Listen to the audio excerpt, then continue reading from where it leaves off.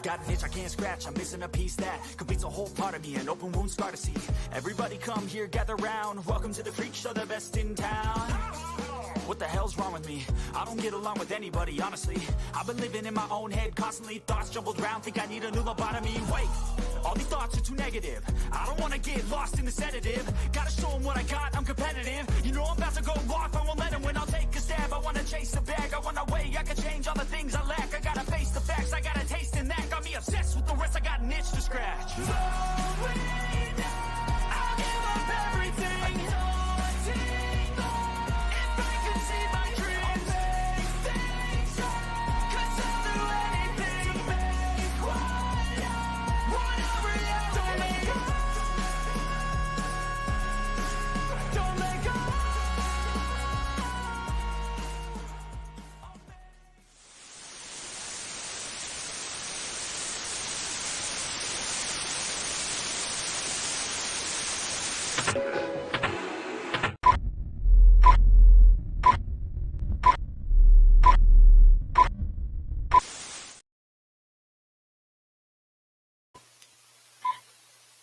Hi everyone. Oh, I have a volume up there.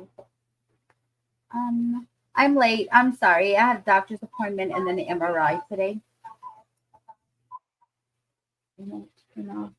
So we're gonna watch it now. I haven't watched it yet, but I'm glad that you're here with me to watch it. Please hit that thumbs up, and here we go.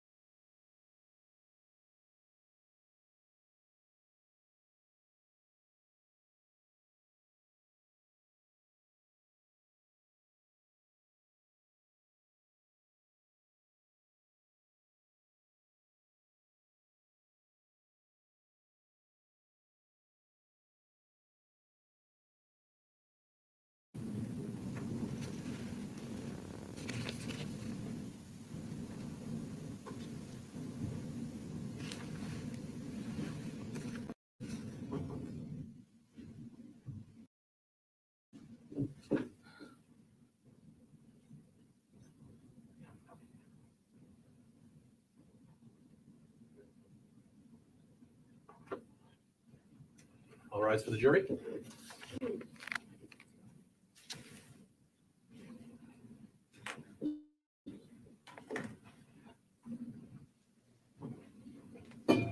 Thank y'all for being here. Please hit that thumbs up for me. I will really appreciate it.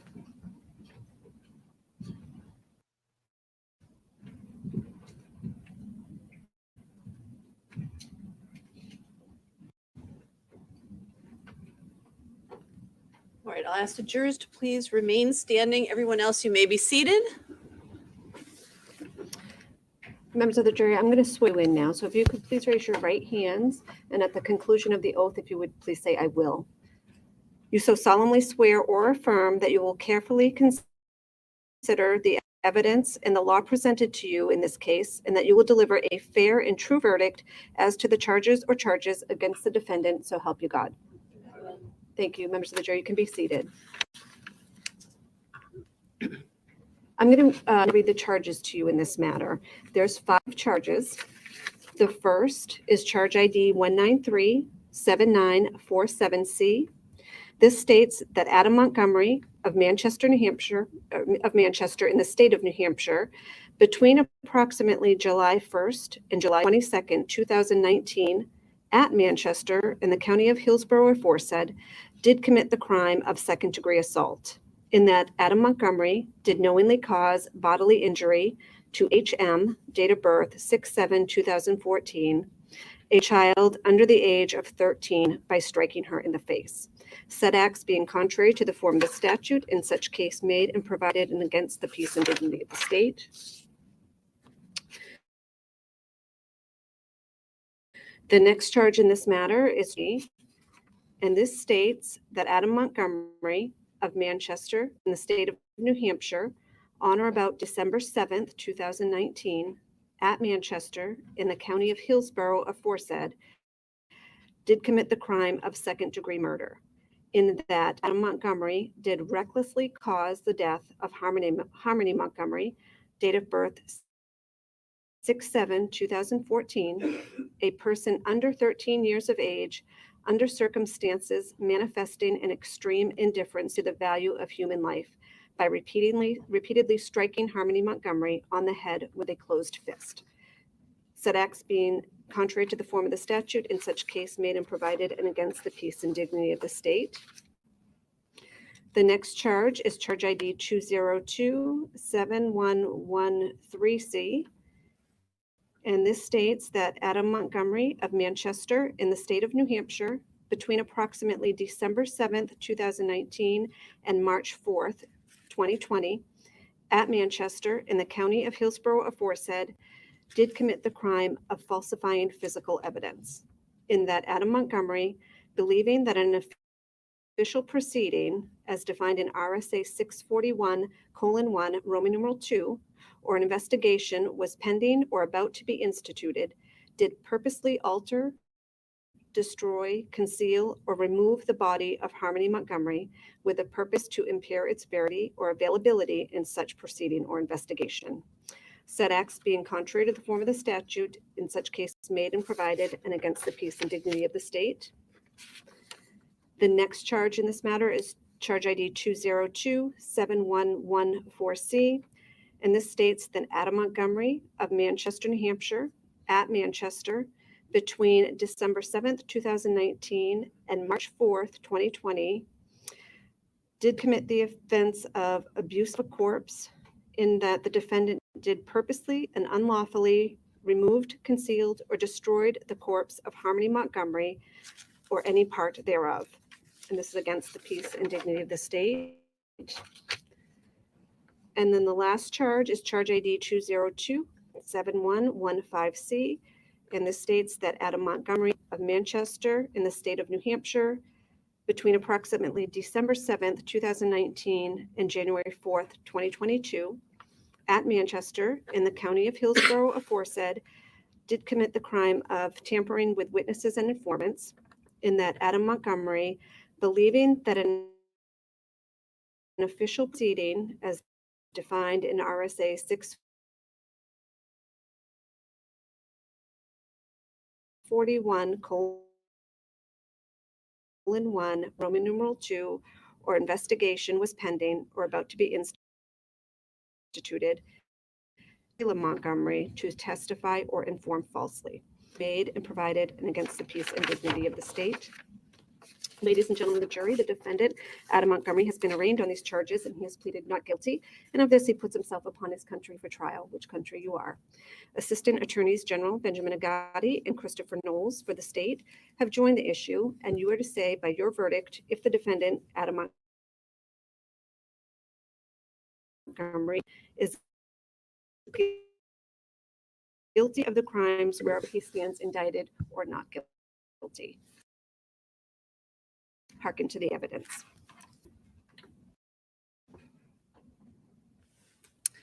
Members of the jury, shortly you will hear opening statements by counsel. Before that, I'm going to give you some general instructions, which will give you some guidance as you consider the evidence in this case.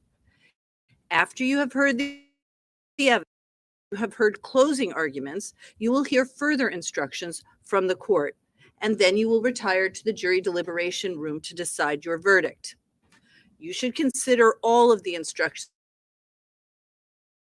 I give you, both now and at the end of the case as a whole. You will also have written copies of my instructions with you in the jury deliberation room. So, ladies and gentlemen, this is not a memory test. What I ask of you now is just listen carefully to the instructions that I give to you. You will have as many copies as you like in the deliberation room when it comes to decide your verdict. So you will have written copies of both the instructions I give you now, as well as the ones that I give you at the end of the case as a whole. And every time I give you these instructions. The function of the court and the jury. In order to reach a fair and just verdict, you must understand and follow the law as I explain it to you. For example, you have to understand the definitions of the crimes with which the defendant is charged. You have to understand how convinced one way or the other you have to understand what to consider in deciding whether to believe a particular witness. These instructions will explain the law as to these and other matters so that you can reach a fair and just verdict. It is your duty as jurors to follow all of the instructions I'm about to give you. Regardless of any opinion you may have as to what the law ought to be, the law as I explain it to you is the law you must follow in reaching your verdict. It is up to you to decide the facts. You must decide the facts solely from the evidence in this trial. You must apply the law given to you in these instructions to the facts, and in this way reach a fair and just verdict. You should decide the facts without prejudice, without fear, and without sympathy. You should decide this case based solely on the evidence presented and the law as I explain it to you. The evidence in the case. In deciding this case, you should consider only the evidence in the case. The evidence consists of testimony under oath of the witnesses, exhibits which have been admitted into evidence, facts of which I take judicial notice, and stipulations of certain facts. During the trial, the lawyers may make objections. The lawyers are supposed to object when they believe that certain evidence is not admissible. If I sustain an objection or exclude any evidence, you must not guess as to what the answer or evidence would have been. If I order that a question and answer be stricken from the record, you must not consider either the question or the answer as evidence. A judge is required to be neutral, and I am, in fact, neutral. If during this trial or at any point during these proceedings you believe that I have expressed or suggested an opinion as to the facts in my rulings, you should ignore that belief. It is up to you alone to decide the facts. In short, you should consider only the legally admissible evidence in deciding this case, that is, the testimony of the witnesses, the exhibits, stipulations, and facts of which I took judicial notice. We talked earlier that there will be a view in this case, and I'll give you an instruction on the view later. But the view is also evidence in the case, but you'll hear an instruction on that in a little bit. Indictments are not evidence. The fact that the defendant has been arrested and indicted is not evidence of guilt. The indictments are simply a way of giving the defendant notice of the charges. The indictments are a formal way of accusing the defendant of crime in order to bring the defendant to trial. You must not consider the indictments as evidence of guilt. Multiple indictments, one defendant. Each of the indictments against the defendant constitutes a separate offense.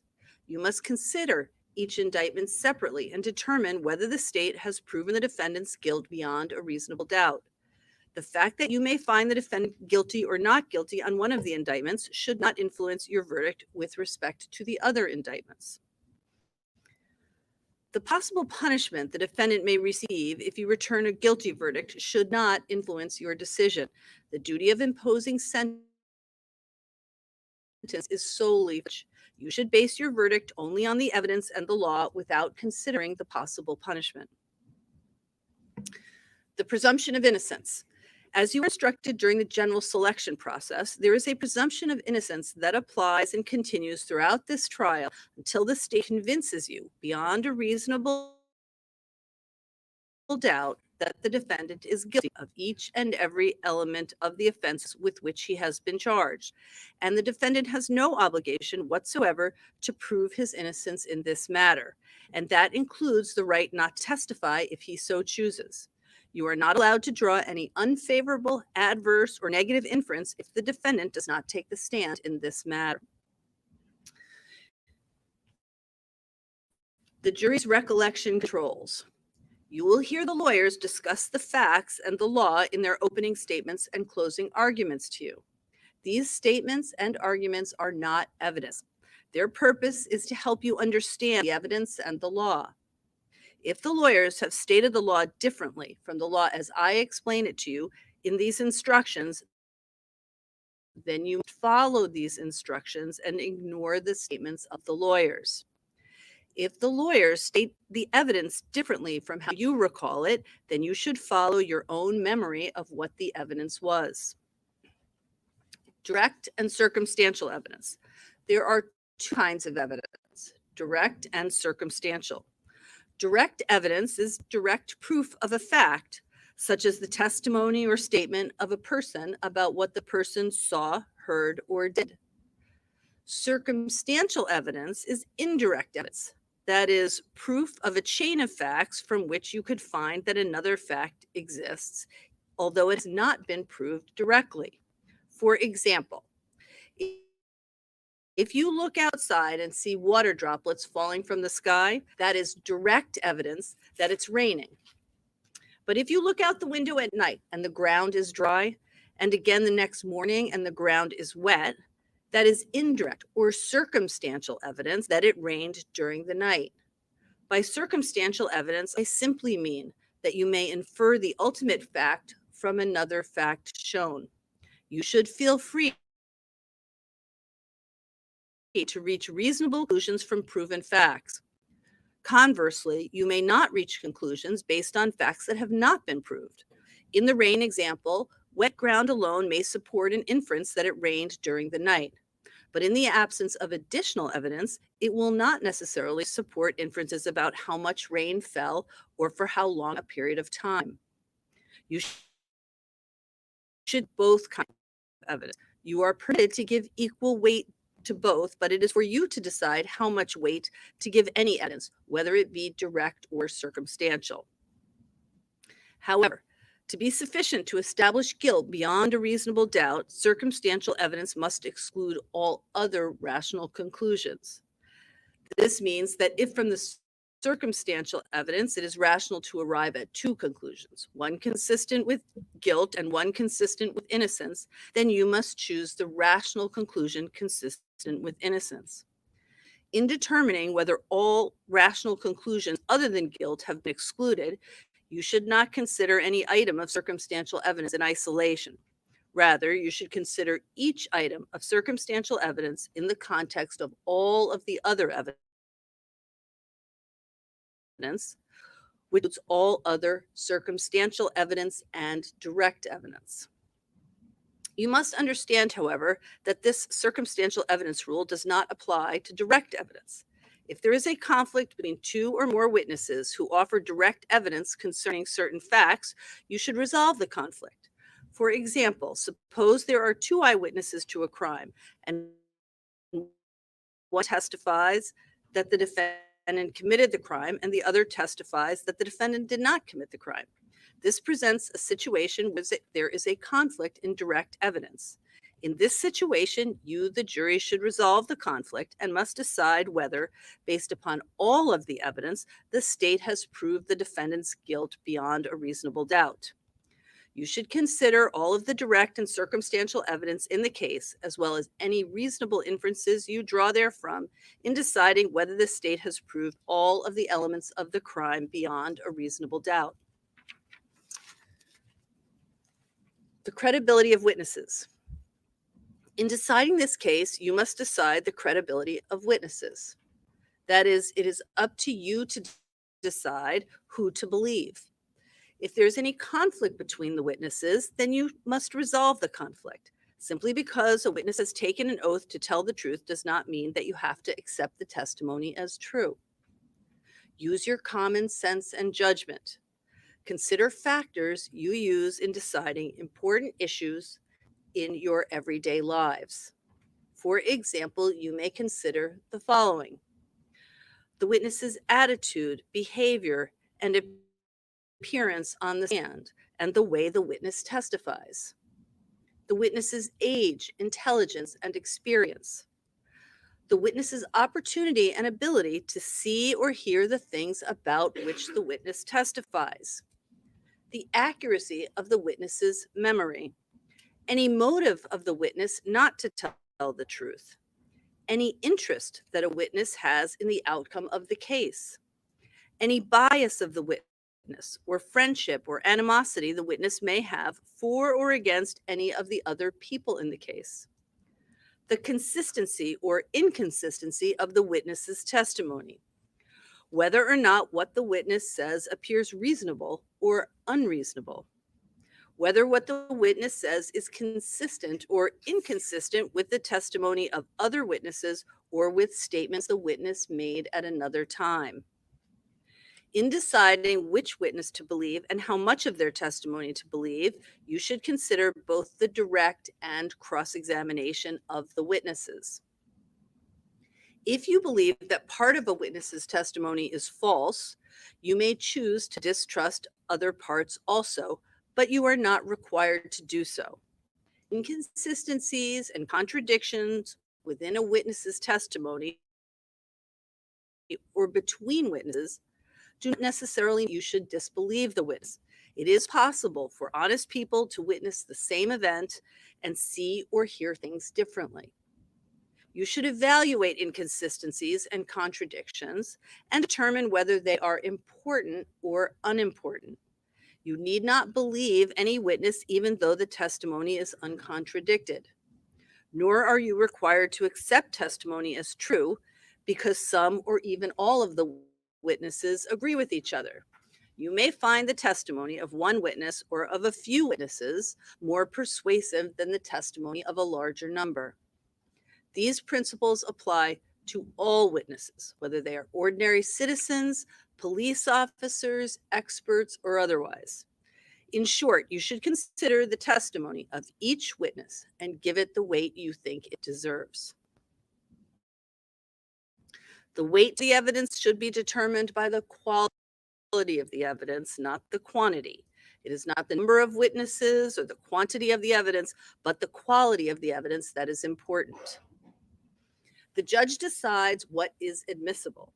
Testimony, writing, objects, and other things presented during the trial are evidence only if the judge accepts them as evidence. Throughout the trial, I may rule on whether certain evidence was admissible or not admissible.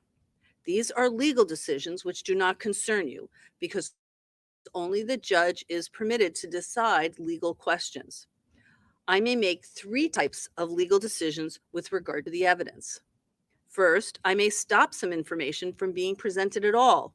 You are not to imagine what that information might have been had I allowed it to be presented.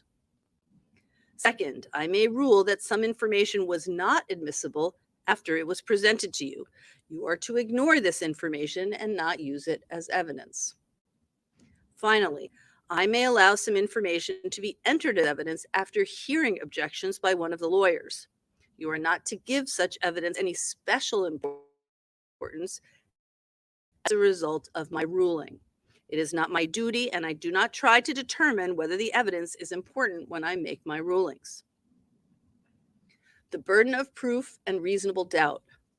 Now, I've addressed what you should not consider and what you should consider in reaching a verdict. I'm now going to discuss with you how convinced one way or the other you must be, and this is referred to as the burden of proof. Under our constitutions, all defendants in criminal cases are presumed to be innocent until proven guilty beyond a reasonable doubt. The burden of proving guilt is entirely on the state. The defendant does not have to prove his innocence. As I told you earlier, the defendant enters the courtroom as an innocent person, and you must consider him to be an innocent person until the state convinces you beyond a reasonable doubt that he is guilty of every element of the alleged offense. If after all of the evidence and arguments, you have a reasonable doubt as to the defendant having committed any one or more elements of the offense, then you must find him not guilty. Now, finally, ladies and gentlemen, a reasonable doubt is what the words would ordinarily imply. The use of the word reasonable means simply that the doubt must be reasonable rather than unreasonable. It must be a doubt based upon reason. It is not a frivolous or fanciful doubt, nor is it one that can easily be explained away. Rather, it is such a doubt based on reason as remains after consideration of all of the evidence that the state has offered against it. The test you must use is this. If you have a reasonable doubt as to whether the state has proven any one or more elements of the crime charged, you must find the defendant not guilty. However, if you find the state has proven all of the elements of the charged offense beyond a reasonable doubt, you should find the defendant guilty. With respect to the final instructions regarding the offenses, I will wait until the end of the trial and after closing arguments and discuss it with you at that time. So as I said, I will give you another set of instructions after closing arguments at the end of this case. You will have all of these instructions with you in the deliberation room when it comes time to decide your verdict. As I said to you earlier, there's a form of this instruction that I'm about to give you. We call it the communication instruction that I'll give you. I've given you some of it before, and I'll continue to give it throughout the trial. Please listen very carefully. Do not discuss the case at all, not with the other members of the jury or with anyone else, until jury deliberations start at the end of the trial after all of the evidence and final arguments have been presented. Please keep an open mind until you have heard all of the evidence in the case. During the course of trial, please take care to avoid any contact with any persons involved in the case, the lawyers, the witnesses, and the parties.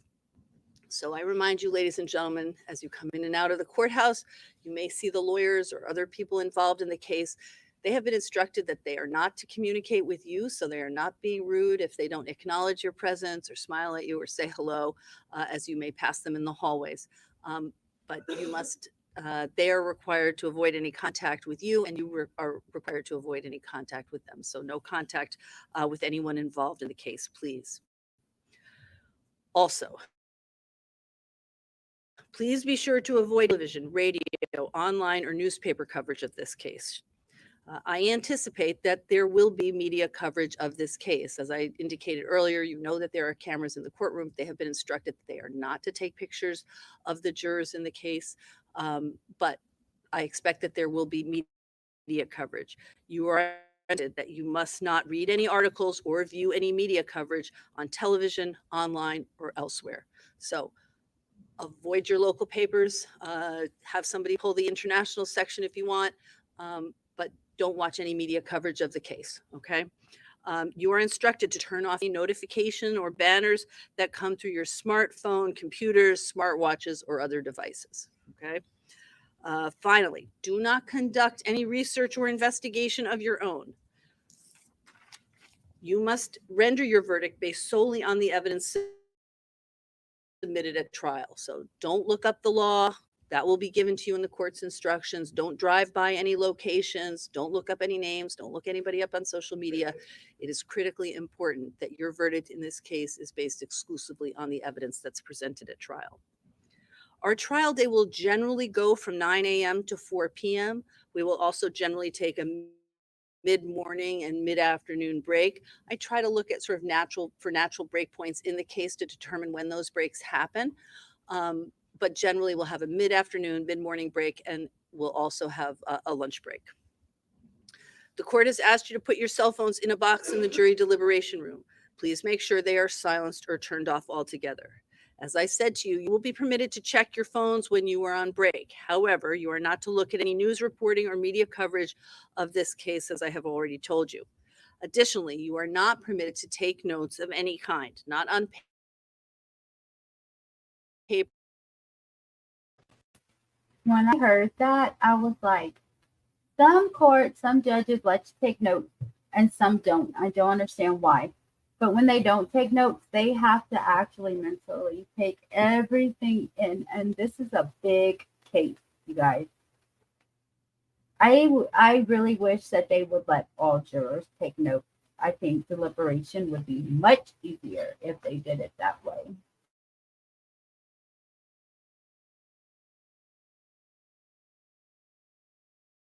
Nor on your phones. The reason for this is that it is important that your recollection of the evidence is what controls. Sometimes if notes are taken, they can be given undue weight. And it's important that when it comes time to deliberate, you are using your individual and collective memories about the evidence, and one note or one written recollection doesn't control.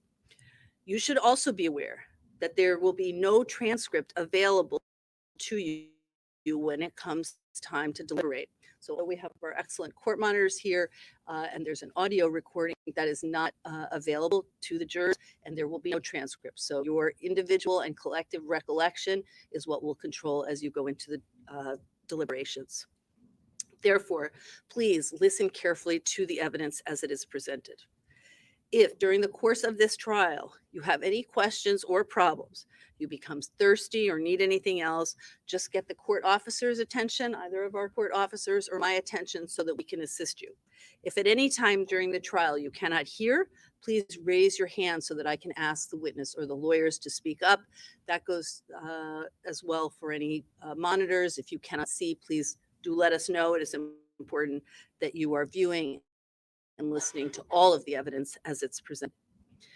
So, ladies and gentlemen, it is now 20 of. I had indicated to you earlier that I thought we would go right into opening statements, but based on what I anticipate the length of the opening statements will be, I think that would hold your lunch off for quite a long time.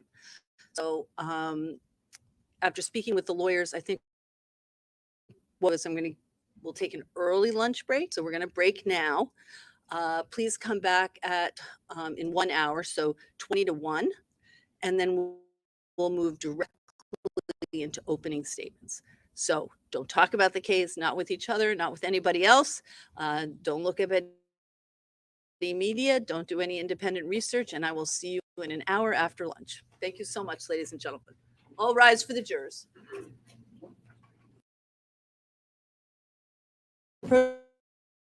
Just a minute, please.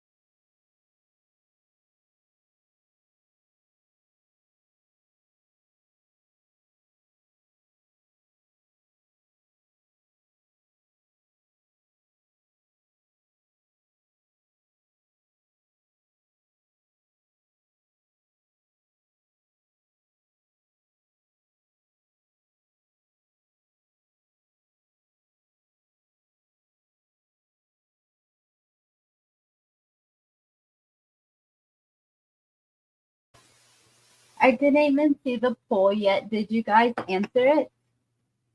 I put one. Is it in there? Does it show up? Thank you for hitting the like button, everyone. I really appreciate it. I don't know if it works or not. Let's see one here.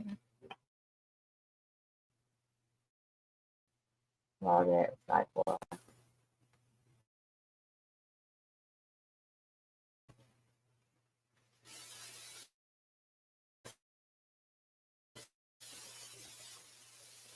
$11 votes, 91% yes, 9% no. Thank you for voting, guys.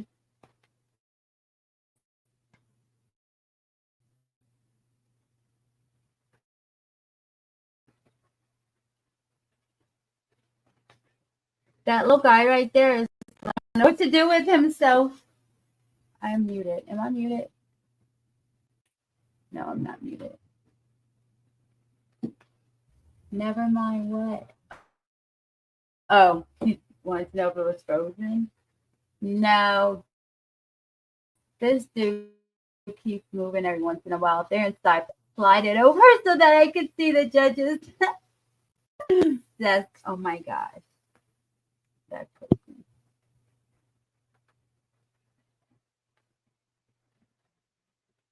Holy guacamole. We would have been looking at that man for a long time. What happened?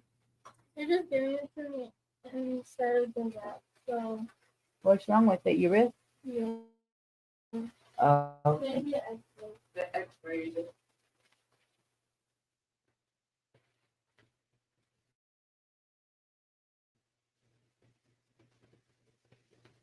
I'm sorry, guys. Today just came in from the doctor. She sprained her wrist or something skating, and so she has a little brace on. I didn't realize I wasn't muted. I thought we were ready.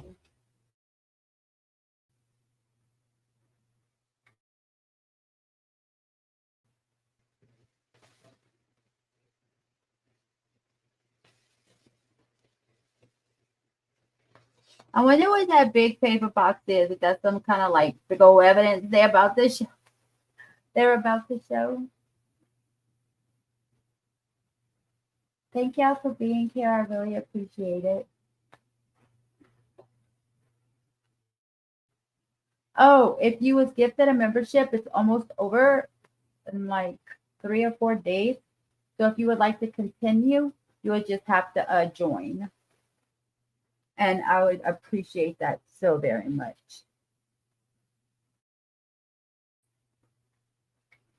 All right, Judge, where are you at?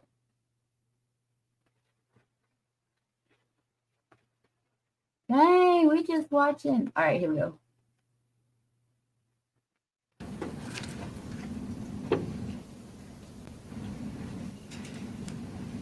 And it's got to be your Wi-Fi or your device. Is it frozen for anyone else?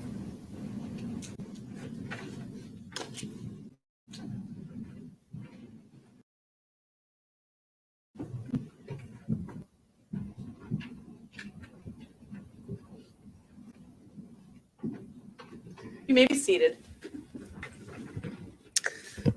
All right, sorry for the delay, ladies and gentlemen. One thing I think you will learn as you go through this process is sometimes things go exactly as we plan, and sometimes they do not. Right now, they are not going exactly as we had previously planned. So I apologize for the delay. And there are a lot of moving parts in a trial. So sometimes we need to switch things up. So originally I had said that we were going to come in and do opening statements. We're going to do something a little different than that. As I said, we're going to be going on a view today.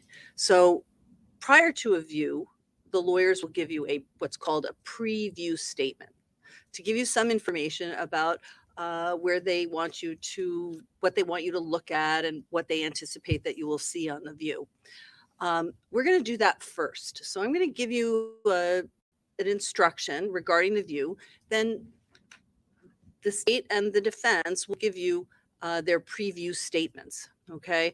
And then we will wait for the bus to come. And when everybody's ready, we'll get on the bus and we'll go for the view. Then depending on what time it is after that and other circumstances, we'll determine whether their opening statements will be this afternoon after the view or whether they'll be tomorrow. Okay. So listen carefully to this instruction. Ladies and gentlemen, we're going to begin this case with a view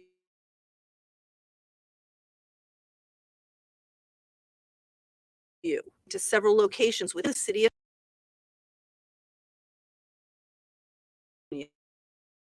about. The purpose of the view, if you have the opportunity to look at a scene, the testimony may make more sense to you. Your obligation on the view is to look as carefully as you can and to remember what you see as well as you can. You may not ask questions. You may not take any notes or measurements. You carefully at what the lawyers will be pointing out. What you see on the view is evidence in this case. Please stay as close together as possible so that you will all be viewing the scene from approximately the same perspective. If you cannot hear or see, please call that to my attention or to the attention of one of our court officers. After the view is completed, you may not revisit the scenes on your own during trial.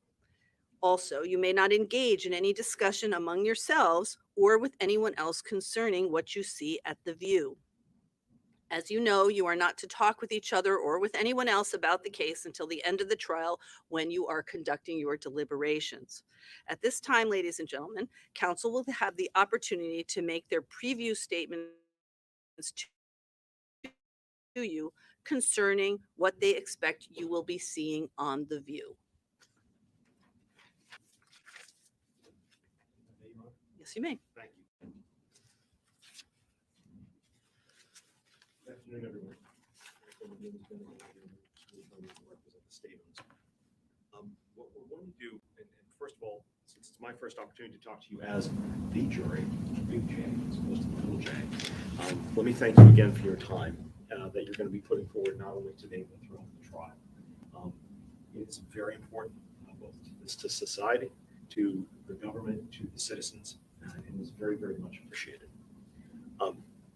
The first part of your job, for the most part, is going to be taking place in this room. The vast majority of it dealing with the witnesses and the exhibits that you see. But as you just heard from Judge Messer, another part is going to be the view. This is evidence, what you're going to see today. It is going to be work on the view. You're going to have to walk around in 2 different locations. And the rest of them will require you to look out the windows of a bus to be able to take into account the neighborhoods that you were in. And I'm going to explain every place that we're going to go in just a moment. And then defense counsel will also have that same opportunity. Where this happened. You're going to get to see the same places, the same locations in person that you are later on going to see and hear evidence at trial. And you've already heard, again, Judge Messer's instruction. You should consider today's view to be like evidence. In a few minutes, we are going to get on a bus, maybe by now. And we're going to see a couple different locations in Manchester. In some ways, it's going to be the beginning of a journey that you will likely never forget. This is also the last journey that Harmony Montgomery took while she was alive and where her body went afterwards. It's a journey that's into the action of the defendant on that day and the days forward. And we're going to drive by places where Harmony was first assaulted, where she was later killed, or she was later consolidated and crushed.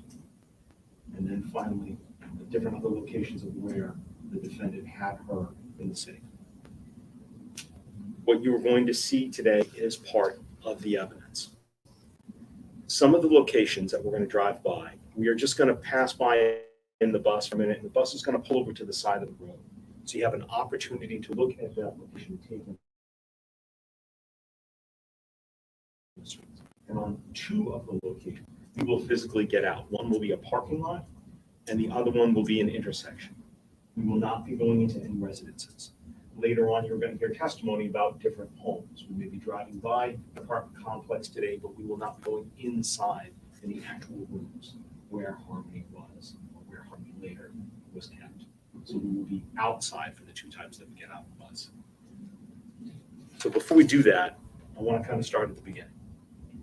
The first place that we're going to go to, and this is Ms. Johnson, forget my art skills, high school. We're going to start at the courthouse. And the first place that we're going to go to is we're going to go down past Elm Street. Definitely not to scale.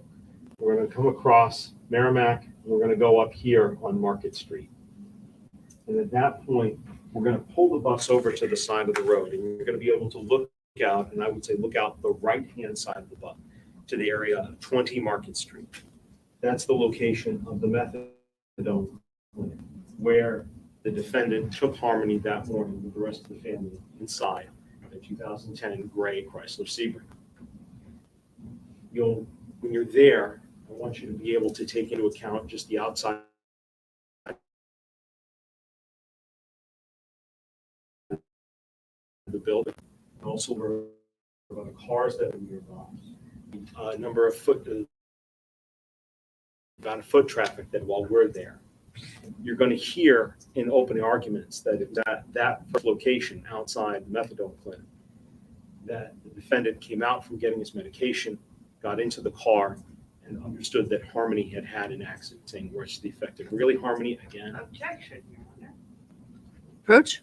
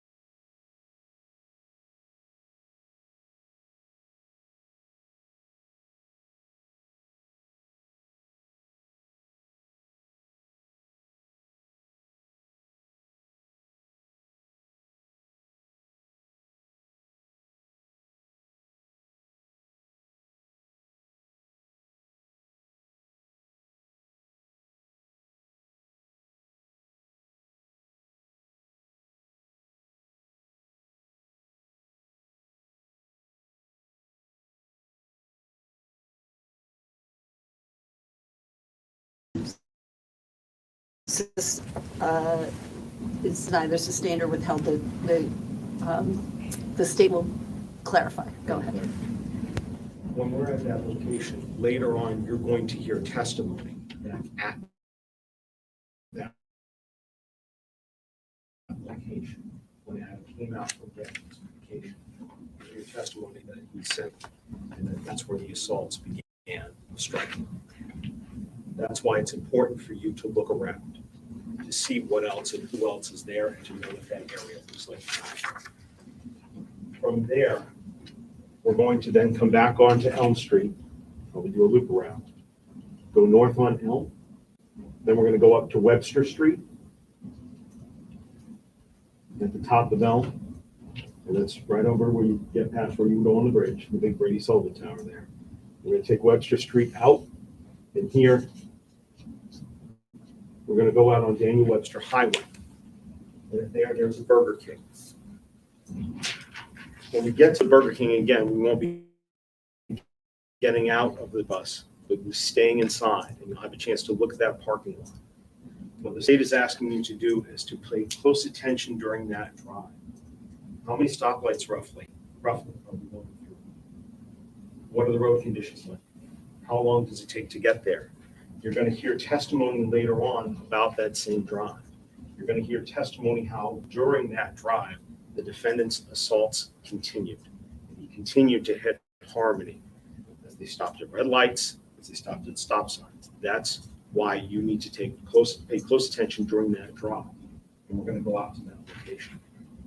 After we've had a minute or two to sit in the bus there at Burger King, you have a chance to see the traffic flow, see what cars are at that time. We're going to come back down Webster, continue north on Elm,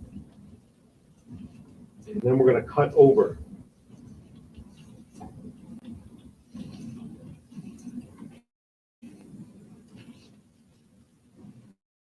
to an area on West River Drive, approximately 59 West River Drive.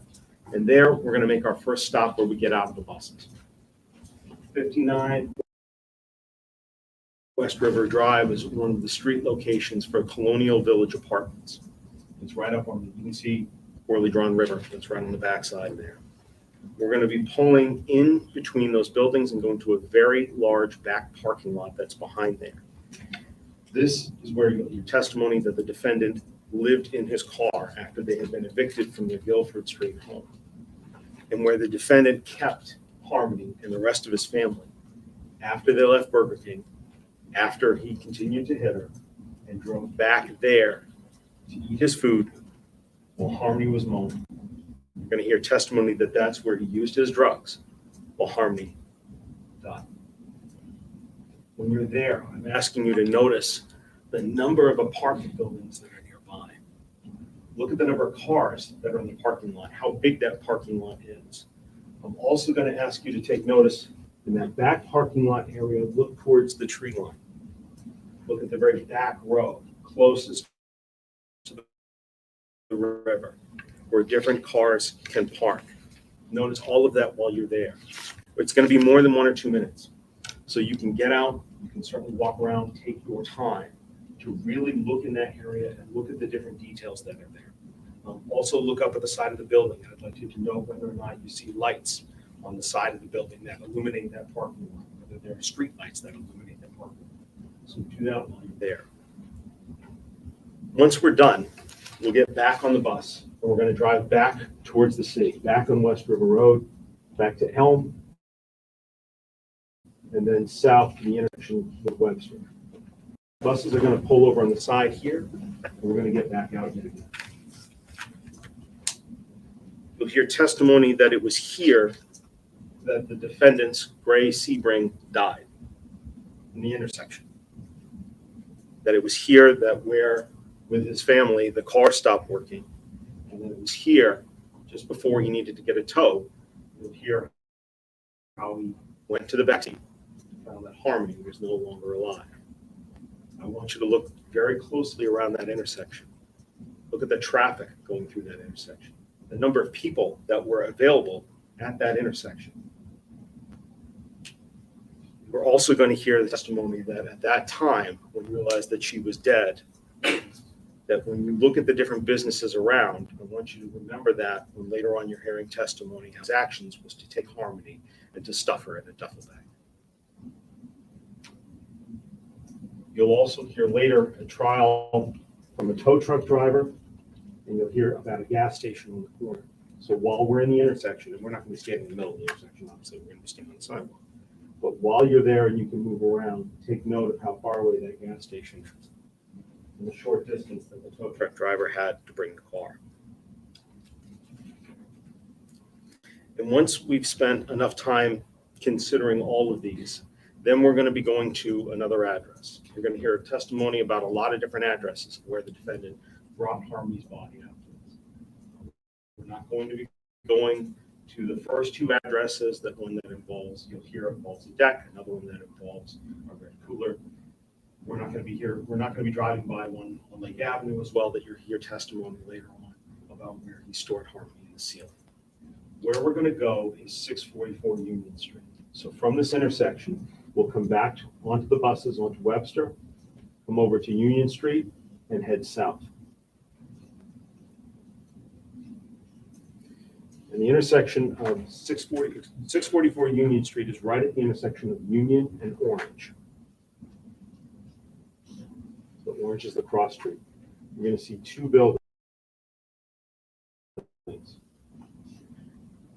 We're going to be stopping right outside here, 644 Main.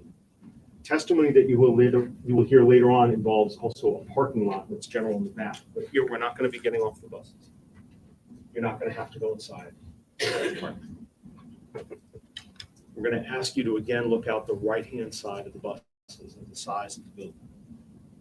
While you're there, we're going to ask you to please take a look at the number of apartments that are there, the number of neighbors that the defendant would have had based upon looking at those apartments. Look at the traffic, look at the lighting, look at the neighborhood. Later on, you're going to hear more testimony about that apartment and what took place in that apartment. Again, we will not be getting out of the buses. You do not have to go in that apartment. When we're done at Union Street, the buses will pull away. We'll come bridge, back onto Elm, back south to Merrimack, and then back to the courthouse. I'm going to ask you to look at one last thing on this drive. As we come back to the intersection of Merrimack Street and Elm, roughly here compared to how I'm pointing right now, down at that intersection, right across the street from each other, there's the Thirsty Moose Tap House, which is right on Merrimack. Right across the street from that, the Chase Bank right now. When we drive back down Elm, and then we take that left-hand turn to come up Merrimack Street to come back to the courthouse, I'm going to ask you to look out the right-hand bus of the window. We're not going to be slowing down there. It's Elm Street. A little too busy. but I do want you to look outside that Chase Bank. In the winter of 2020, you will hear testimony that that was not a bank, that that was the Portland Pie Company, pizza shop, that that was where the defendant worked. And you're going to also hear testimony that that was where, on one occasion, he ordered his wife to bring a CMT bag containing Harmony's body and stored it inside a freezer, seen by other witnesses. So when you hear those witnesses and they talk about Portland Pie Company, you're going to be driving by that location. Again, it's a bank now. It's not a pizza place anymore. But understand where that location is to be able to better understand the testimony you're going to hear throughout the rest of this. And let me stress again, what you see on this view is going to be evidence. The locations we're stopping at: the Habit methadone plant, the Burger King up on Daniel Webster Highway, coming back to Colonial Village where we'll get out, to the intersection of Elm and Webster where we will also get out, the drive-by 644 Union Street, then back to Elm and the drive-by what was Portland Pie Company before we come back to the point.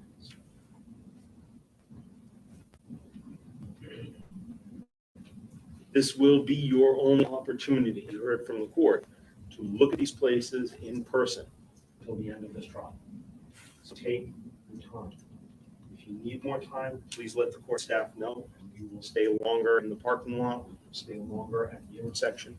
We have great deputies and bailiffs who will allow you to be able to explore the space in a safe way, so that you're not going to feel like you've got traffic right on top of you or anything like that. So do please take your time.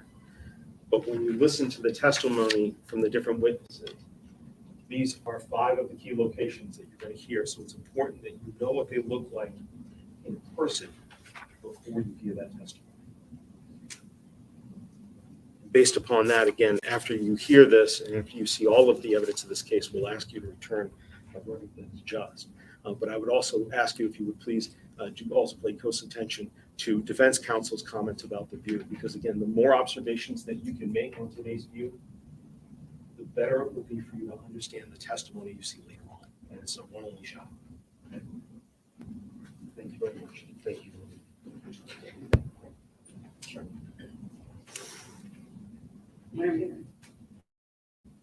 Good afternoon. This is where the trial really begins for you, and you literally step into it. You step onto the bus, you go to places. These places are exhibits of your mind. These places in your mind you apply to everything else that you hear, see, and consider in this case. The state said that this was the last journey that Harmony made. This is where the dispute starts. This is not the journey that Harmony made, but this will be the journey that we make today. And when we leave here and we go to Merrimack Street, that's a clinic. And it is a clinic that you'll hear testimony that Adam and Kayla went in, and that when you're there, I want you to look. We can't recreate what was happening on particular days or particular weeks, who might have been coming and going at what time. So you actually can only look around and see the exposure. What is the parking there? What can you see? What is exposed? What's hidden? And then apply the evidence that you hear about events that may have occurred there, and consider, could this have happened? Put your mind to the testimony and apply it. This is what I saw. This is what I remembered. This is what the witness is saying. It is your evidence, but it's evidence in the case. Then you'll go from the clinic to Burger King. And Hey y'all, I don't know why it keeps skipping like that. I'm sorry, but the video is fine. And I only have StreamYard and the video open. So I'm sorry it's doing that. I'm not even touching anything.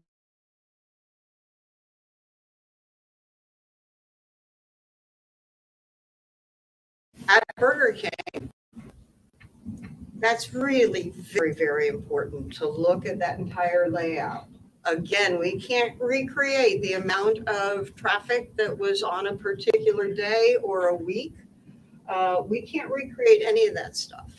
But you look at the parking, I want you specifically to look at how that drive-through works out when you make the order and then you pay the cashier and then you get your food. Take that into consideration. Take the time to think about a route through the drive-through. What is exposed? What is hidden? Who can see what from what angle? Think about the cashier. Think about all of the stuff around the drive-through. And actually, when you're there and stop, think about that from the time somebody pulls into the parking area. And again, you will be applying that to somebody else's testimony. And then you'll be thinking and applying that. Does this work? Does this not work? What's going on here? It is your evidence. From there, you heard that we're going to Colonial Village, and that is a place that you're getting out. So you will take the time.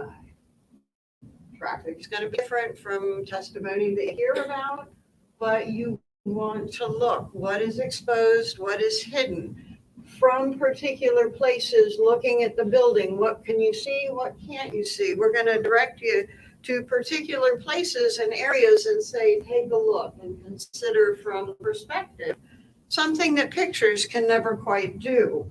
And you got to hold it in your mind and again, apply it to testimony as it comes in. This is an exhibit throughout the trial, not just for this afternoon. From the Colonial, you will go to Elm and Webster, which is a place that you're going to get out. And that is really critical on traffic because, again, it can't be recreated. But there is going to be testimony about traffic, about reaction to traffic. There's a car that's broken down there. And about what people did about the car, about what traffic was because the car was broken down. And you want to, again, look, what's exposed, what is hidden, and apply your exhibit in your head to the testimony that comes here at trial. Then Fit Shelter is the next place. And you're going to hear about information that happened inside Fit Shelter. So you won't have that sort of selective of what's exposed and what's not exposed because you won't actually see that part. And there's testimony about Fit Shelter that is very disturbing, but you still need to go there so that you put it in place about the type of place that it is. And Objection? I'm sorry, I think there's an objection.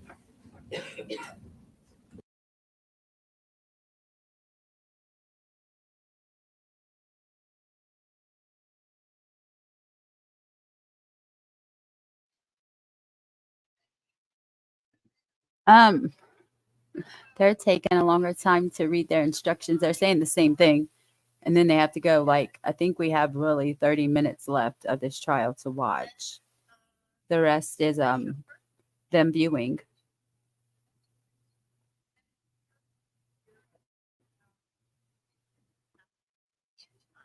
Essentially withdraw. messing up my words, Union Avenue. Sorry.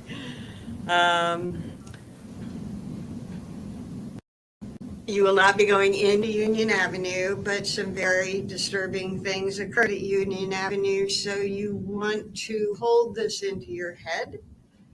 Think about the building. Think about the location. remember Union Avenue, even though you can't go into it, and I think you'll be very happy that you don't go into it. All of this is an exhibit inside of your head, and keep the names a little bit better than I did. I'm so sorry about that. But the location is the same, and this is the journey that we are taking. And at the end from Union Avenue, you're going to come back here, and as they say, pass by the corner at Merrimack and Elm. Keep that in mind. I also want you to keep in mind the distance from the two.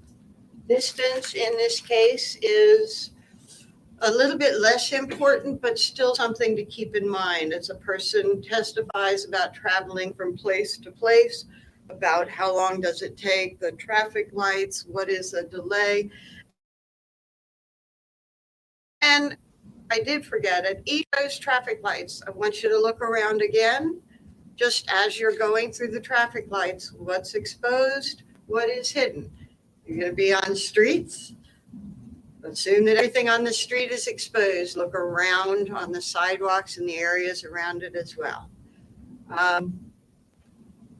It's a difficult thing. Again, you're not taking notes, and you're going to have to remember this as you apply it to all of the testimony in this case. All of these locations are important, not necessarily for the reasons that the state said.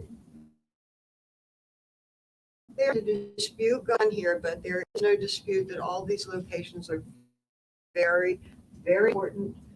And we can only ask you to pay attention as best you can. When we get there, we'll just remind you of perspective and specific areas to look at. I believe that we'll be going behind you to make sure that the bus stops long enough for you to absorb all of the areas before you go to the next one, until you step out and actually walk around, starting at Colonial Village. Thank you. All right, ladies and gentlemen, that concludes the pre-statements. So what I'm going to do now is I'm going to send you back into the jury deliberation room. This is a good time to use the restroom, have a drink of water. I think we've got a little bit of time before the bus arrives. We will let you know when the bus arrives, and you'll be escorted by the court officers. I will be on the bus with you, as well as some of the court staff. The lawyers will be going separately. So just be patient. As soon as the bus is ready for us and all of our business here is concluded, we will go ahead and get on the bus and begin the view. All right. The reminder about not talking about the case with each other or with anyone else, or doing any independent research, make sure you don't do that. Okay. All rise for the jurors, please.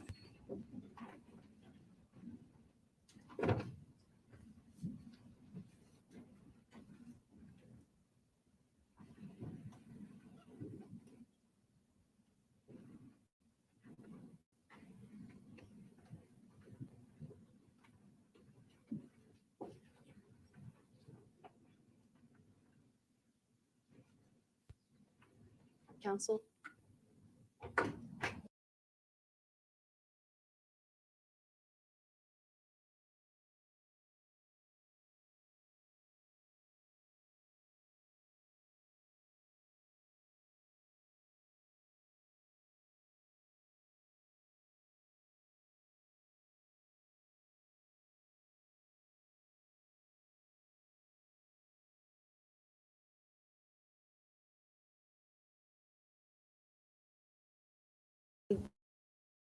We'll allow them to proceed on this, okay?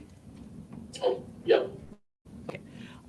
So while I have you, you did refuse transport, so I want to talk to you about tomorrow. As we discussed with you this morning, you can't change your mind midway through the day, but you can inform the court if you wish to come tomorrow. And what I would like to do, and each day thereafter. So you can come, and we will send a transport for you. That is your absolute right. But as I explained to you this morning, it's also your right to waive your presence and for us to proceed in your absence. So what I'm going to do is I'm going to instruct the sheriff's office and the Department of Corrections that someone will ask you tomorrow morning, do you wish to come to court today? We will have transport available to you if you want to come, but I am not inclined to send a car up there to pick you up only to have you refuse. So do you understand that? Yes, ma'am. Okay. Do you have any concern about that procedure? No, I do not. Okay. Intention to have someone ask you tomorrow morning whether or not you wish to come, and whenever they come to ask that question, they're going to need an answer from you, so that we have sufficient time to make sure that we get you down here in order for us to start the trial in a timely manner. Do you understand that? Yes, ma'am. Okay. And I believe your counsel will be speaking to you later, at some point later today. Not today. Oh, not We today. can't. Okay. 24-hour notice. Okay. So that's going to be the procedure for tomorrow morning and each day thereafter of this trial, unless and until the court makes a different order on that. Do you understand that? Yes, ma'am. Okay. Is there anything further from the state while Mr. Montgomery is present? No, Your Honor. Okay. Anything further from the defense? No, Your Honor. All right.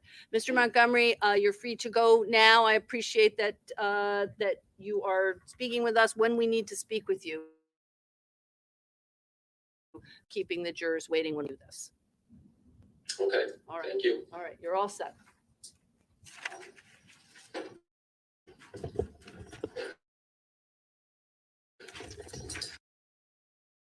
All right. Counsel. Does he think he's too good to come attend his trial? When the bus is here, as soon as the bus is here, I guess I'll just have you all notified. Yes.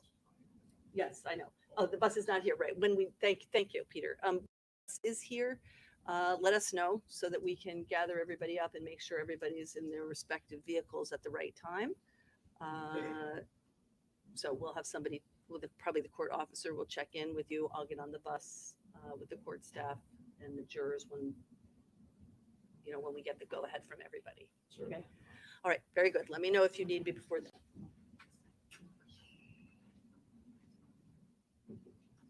Attorney Gotti, Yes, ma'am. counsel.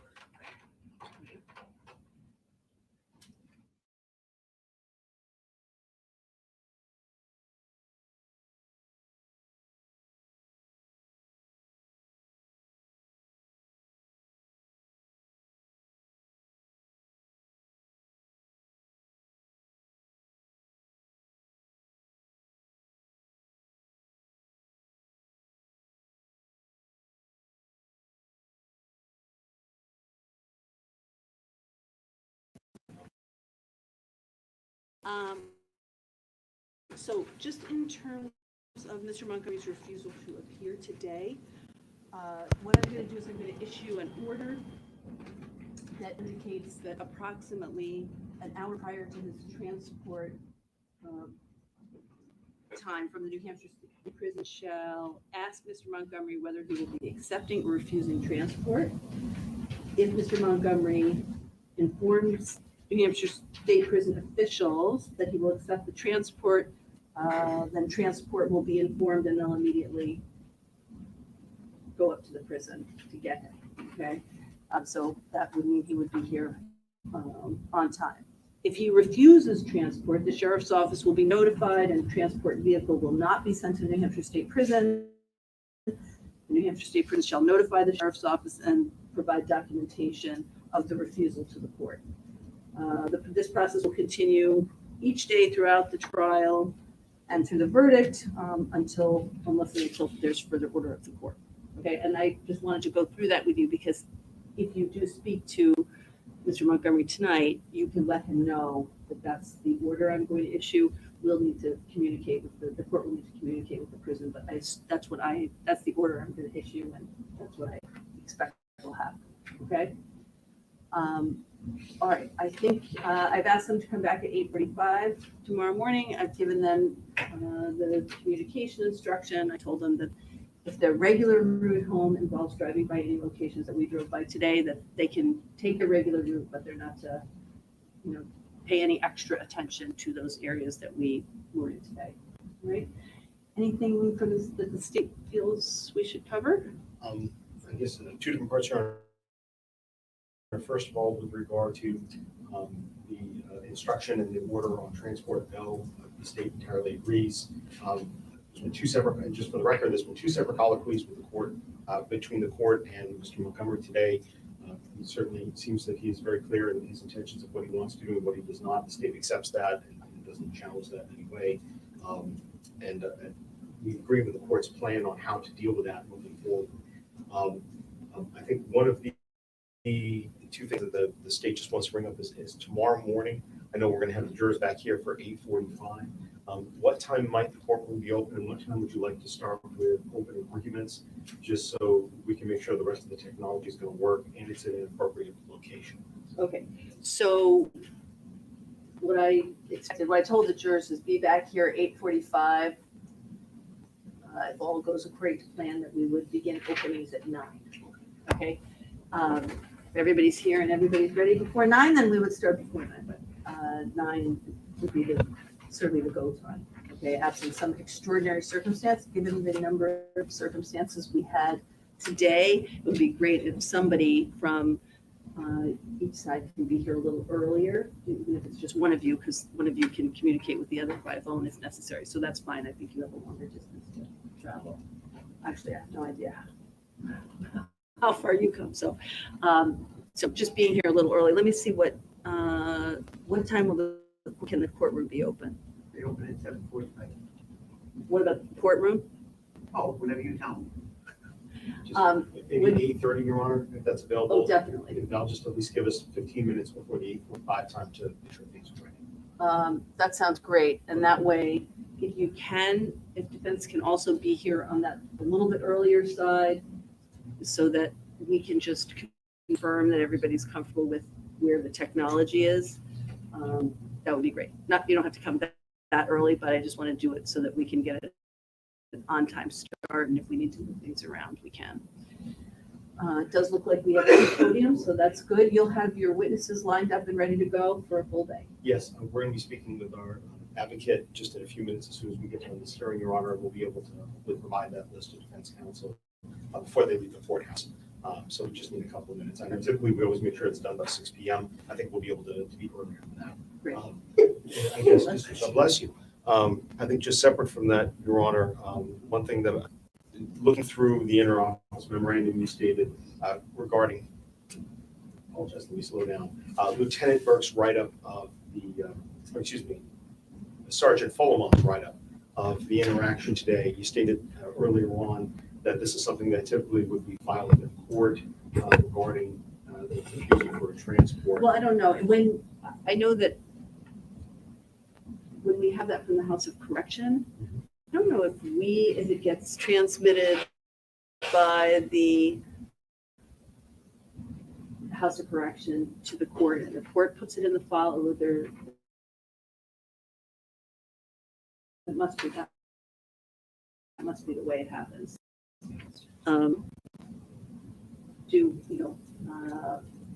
But the House of Correction is not a memo. It's just a defendant refused.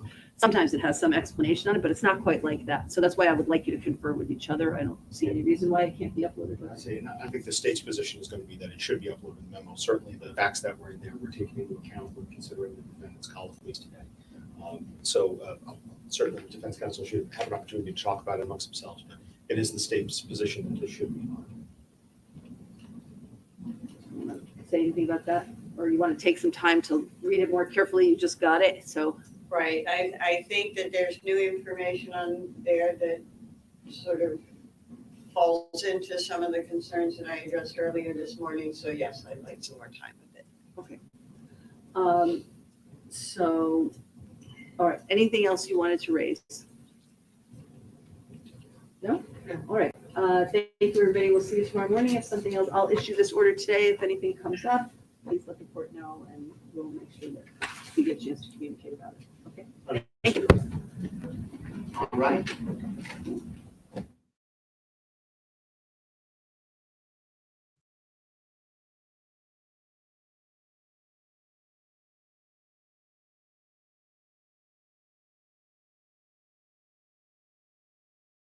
for watching with me. I will be back at 9. She said 9 Eastern, right? So I'll be 7 my time. I will be back in the morning for day 2. I hope you are here with me, and I appreciate you guys hitting the like button for me. It really helps a lot. I don't know, Richie. We'll have to see during the trial and see what's going on. I'm not sure, but y'all have a good evening. And I'll see you in the morning. Bye.